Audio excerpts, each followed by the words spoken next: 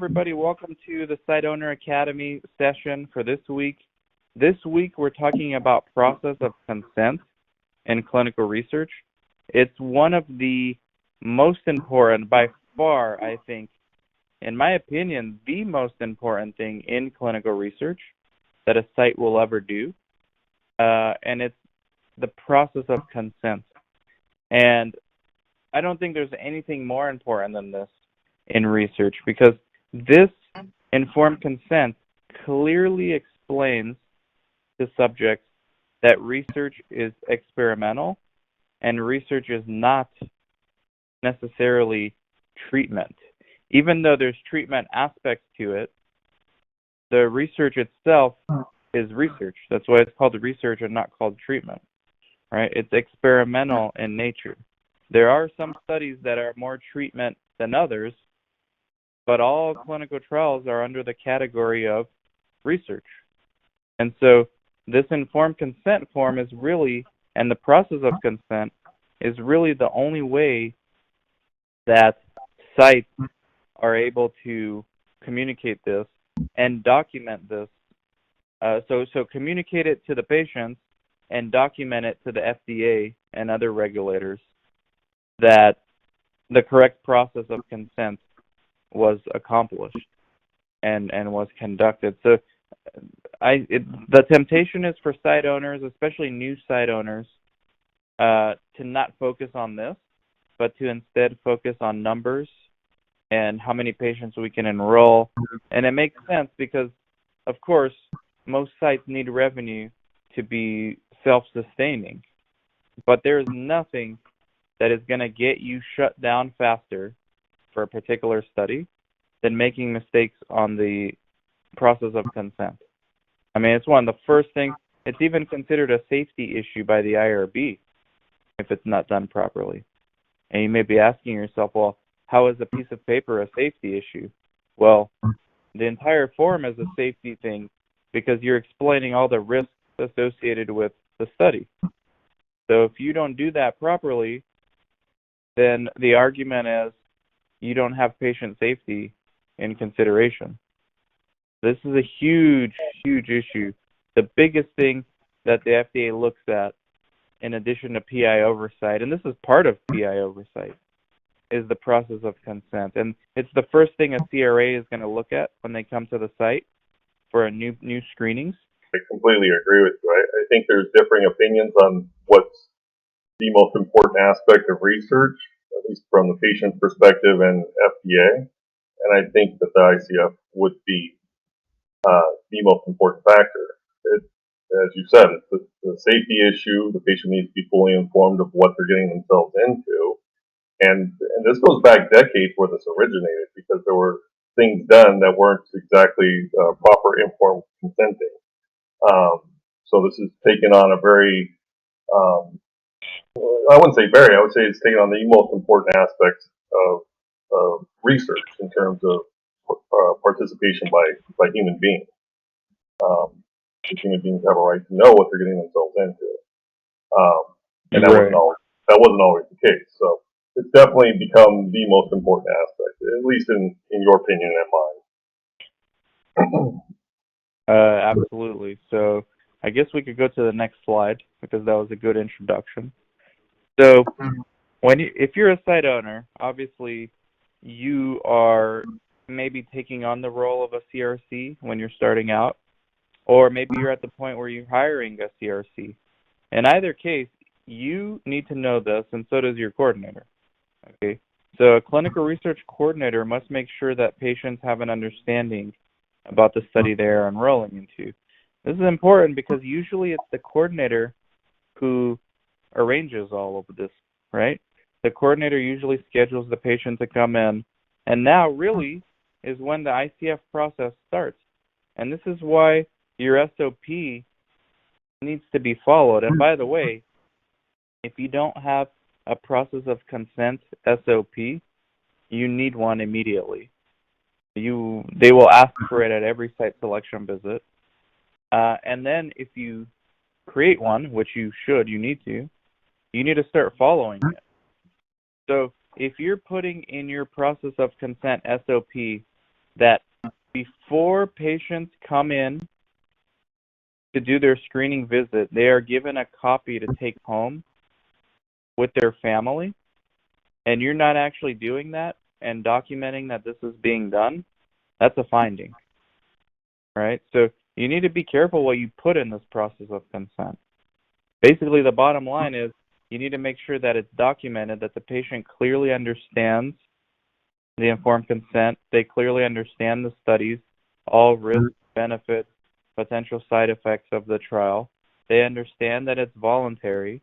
They understand that it's not treatment. They understand that there are alternative treatment options to this study. They understand that there may be alternative studies for them. And it all has to be documented, and it has to also be documented that they had enough time to review and ask questions with either, and this is where your SOP needs to allow for either of these options, either with the investigator or with the coordinator. And you need to follow this. This is the key takeaway message for this ICF process. You need to document each time a patient comes in to sign the ICF, what they did, all these things that I just mentioned, what setting they were in, how much time did they have to spend on it, what questions did they ask. It doesn't hurt to put details. What questions did this patient ask?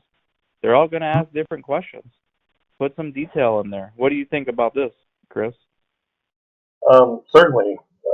And I would say for somewhat research naive sites, if you're creating your own SOP, just make sure to include everything specified by typical GCP certification program. Typically, most GCP certifications go into great detail on what should be included in the ICF process. So make sure and just include those steps in your SOP. But yeah, Dan's correct. If the patient has questions, there's nothing wrong with including that in the process, the note in regards to the process of consent with that patient. The patient asked such and such question and adequate response given, or the actual response, whichever. There's nothing wrong. There's nothing wrong with details. Yes, and I saw some sites, so that they don't forget to document the process, use a checklist. It has a process of consent checklist. Was the patient in a private room? Check. Was the patient able to ask questions? Check. Was the patient with the PI or CRC? Check. They have a checklist, so you can either write a note to file or like a progress note, literally writing out a few paragraphs of what happened during the informed consent process, or you can have a checklist, but to not have anything is a problem. And make sure that what you're writing or what's on the checklist is consistent with your SOP. And both are equally acceptable, the checklist or writing the progress note. Both are acceptable. Most sites do find a checklist relatively easier to work with, but either is fine. Either's fine. And the bottom line here is make sure whether it's a checklist or whether you're writing a paragraph or two, that it's consistent with what's in your SOP for the process of consent. I can't repeat that enough. Here's an example, Chris. This is a real example I encountered as a monitor, actually. Okay. So, IRB approved consent form does not require every page on the ICF to be initialed and dated for this particular study. The IRB came out and said, we don't need this. Okay. They're going to sign on the certain pages where they need a signature, but it's not required that every page is initialed and dated by the subject, right? Which may happen. Some IRBs say that you don't need to do that. You don't need to sign and date every page. Others will say you have to. Yeah, I would say 50% do not require that. 50% do, 50% do not. Right. So this one did not. And when I was monitoring, I noticed this. So then I asked the site to see their process of consent SOP. And guess what it said? Well, initial dating page? Yeah. Yes. The site SOP said every page will be initial and dated by subject, but the site was not doing this for this study because the IRB didn't require it. So if the FDA comes in and sees that, they're going to say you're not following your SOP. So I had this conversation with the PI, and I said, look, your SOP, you either need to change your SOP to have the wording something like, we will follow the IRB guidelines for each study as far as ICF process, or you need to actually have the patient's initial and date every page. Yep. All right, that's a finding. So we got that as a CRA. I thankfully I noticed that and I made it an issue, and I think the site ended up revising their SOP. So these are important things, guys. You may think you're doing everything properly, and the FDA may beg to differ. Yeah, so I would really agree. Second bullet point is exactly what I'm talking about. ICF is one of the first things an auditor or a clinical research associate will look at during their visits. Absolutely correct. It's extremely important. And the process of consent is what they're looking at. So, slide 3. I would add. Slide 3? Well, I would add to that. No, I was just going to add to that second bullet point. It's the first thing a CRA will look at, even if they're taking over the study for a previous CRA. Usually, in that case, the CRAs will overlook all the previous ICFs that the other CRA was responsible for. It's that important, just to make sure that the previous CRA was reviewing these things correctly. All right. So what does CRA need to know about consent? CRAs must make sure that sites are following their own standard operating procedures for obtaining consent. And Dan very admirably already went over all of this, and he's absolutely correct. As a site, you need to make certain you're following your SOPs in terms of consent. If it is a finding by the FDA, should you not be, or even a sponsor audit is going to be a finding. That's not nearly as serious as an FDA finding, but it's a finding, and you want to avoid these. Second bullet point is it is important for CRAs to ask the site to verbalize the consent process during the early stages of the site initiation visit. And that's also true. Matter of fact, kind of a funny story. At one of the sites Dan and I own, we had hired a new investigator, and looks like we lost Dan. Oh no, somebody joined. Anyhow, so we had a research naive PI that we had recently hired, who, as I stated, research naive, and they were definitely research naive. So we had a site selection visit for this PI, and I was answering most of the questions posed to this PI, and one of the questions were about consenting. And I began to answer, and the CRA said, "I know you know the answer. I want to know if he knows the answer." The PI. So you need to be aware for site selection visits, because you may be quizzed on this. What is your consenting process here at the site? Perfect story. I mean, I remember that I was there that day. Yep. And yeah, I mean, it's usually going to be asked by the CRA when the PI looks like they're inexperienced. And so if you're a site owner and you're not the PI, you need to educate your PI on this. I mean, they need to understand this as well. So this is extremely important. Absolutely. So you want to go through slide 3? Let's see. We didn't get the third bullet point here. Many CRAs forget to take a copy of the SOPs, and that's true. And they'll email you. They may email you after their visit and ask for copies of these things. And that's common. And it may not just be SOPs on ICF. It could be any number of things which may be asked. Yeah, that is common. Especially at the site selection visit, they will ask you for the process of consent SOP. They may ask you for other things of your SOP, and then, you might be a little weirded out if they're asking you for all these things. But usually, it's common to ask for the process of consent SOP. So you need to make sure you have one. Is the bottom line. Yep. And then you need to make sure you follow it. I would say easily at least 80% of the time you'll be required to give this to the CRA at site selection visit. But again, Right. sometimes they forget and I'll email you for a copy of these things. They'll forget to collect it at the time. All right. Right. So moving on to the next slide.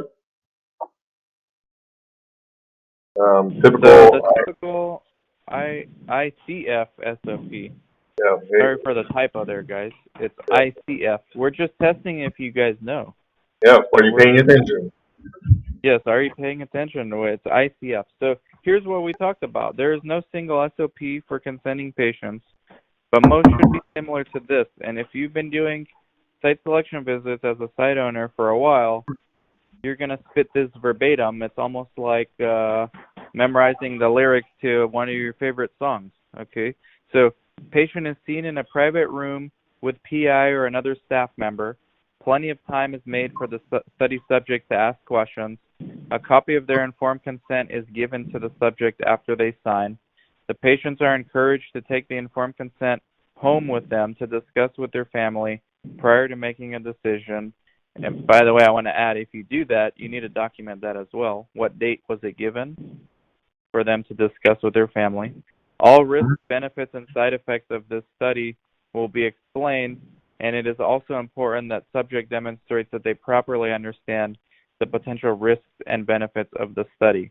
So not only do you have to recite something like this at the site selection visit, but this should be part of your ICF SOP. But then you need to document each time this actually happens in the subject source. So don't ignore that. This is not a one-time you say it to the monitor and that's it. You forget about it for the study. This is what you do just like any other source data that you're capturing. And as we stated earlier, this could be written out as it is here, or it could be a checklist that's checked off in your screening documentation, screening source. Yep. So that wraps up the mini lecture on process of consent. It's extremely important. Unfortunately, oftentimes overlooked by newer sites, and they'll learn the hard way. So we don't want you to learn the hard way. Absolutely. Thank you very much, Chris.